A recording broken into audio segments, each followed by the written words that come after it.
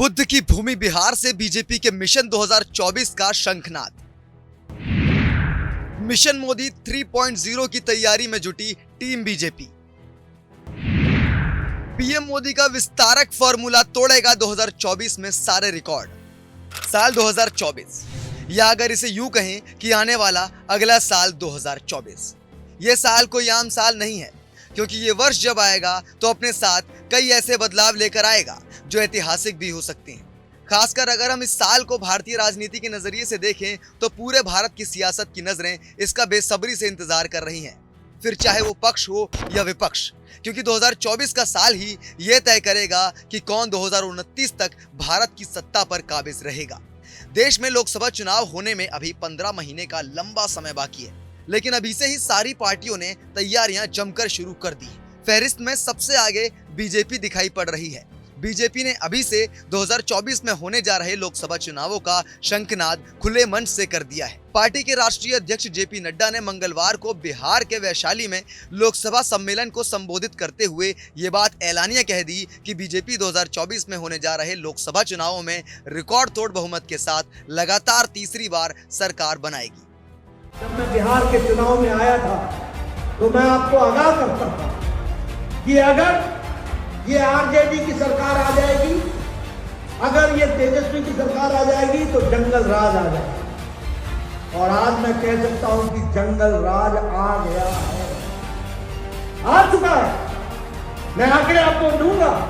अगस्त महीने में कितने मर्डर हुए, एक ही महीने के अंदर कितने एक्सटॉर्शन हुए, एक ही महीने के अंदर कितने लोगों को बंधक बनाया गया, महिलाओं के साथ कितना अत्याचार हो रहा है, लॉ एंड ऑर्डर एकदम जिसको बोलते हैं ठप हो चुका, प्रशासन पर पकड़ खत्म हो गई है। मुझे तो यह भी अब समझ में नहीं आता है कि सुशासन बाबू की सरकार में शासन कौन कर रहा है। समय आ गया है जब बिहार को भारतीय जनता पार्टी विशुद्ध रूप से आगे ले जा रही है। अब समय आ गया है जब भारतीय जनता पार्टी बिहार का नेतृत्व करे और भारतीय जनता पार्टी की विशुद्ध सरकार बनकर के बिहार को आगे बढ़ाने में अपना योगदान करे।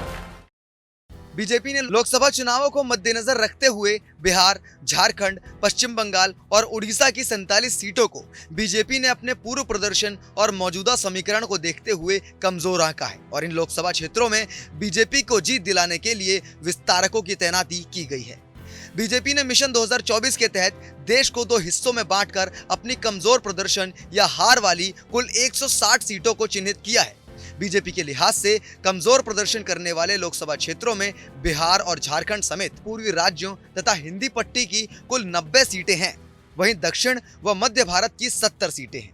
दिसंबर के तीसरे हफ्ते में कुल 19 राज्यों की तकरीबन 90 सीटों पर फतेह के लिए राष्ट्रीय महामंत्री BL संतोष की मौजूदगी में पटना में बैठक हुई और उसके बाद साल के अंत में हैदराबाद में इस कैटेगरी की 70 सीटों को लेकर बीजेपी ने रणनीति बनाई। पटना में हुई बैठक के बाद जिन 19 राज्यों की 90 सीटों पर भाजपा के विस्तारक काम शुरू कर चुके हैं, उनमें बिहार की 10, पश्चिम बंगाल की 24, ओडिशा की 11, उत्तर प्रदेश की 14, पंजाब की 8, असम की 3, हरियाणा की 3, छत्तीसगढ़ की 2, राजस्थान की 2 और अरुणाचल, मणिपुर, नागालैंड, सिक्किम, जम्मू कश्मीर, मध्य प्रदेश, मेघालय, त्रिपुरा और हिमाचल की एक लोकसभा सीट शामिल है। जिन लोकसभा सीटों पर बीजेपी का प्रभाव थोड़ा कम है, उन पर फतेह पाने के लिए पार्टी ने 2019 की तर्ज पर एक बार फिर विस्तारक फॉर्मूला अपनाया है, जिसमें हर लोकसभा क्षेत्र में 7 विस्तारक तैनात किए जा चुके हैं, जो पार्टी को जीत दिलाने में अहम भूमिका अदा करेंगे।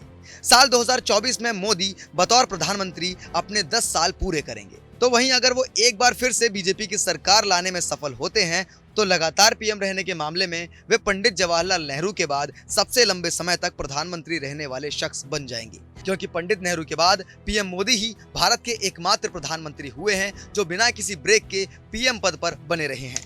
और मोदी 2024 में तीसरी बार पीएम बने तो वो ये रिकॉर्ड भी अपने नाम कर लेंगे। इस वीडियो में केवल इतना ही। बाकी इसी तरह की तमाम वीडियोस को देखने के लिए हमारे YouTube चैनल को सब्सक्राइब करें।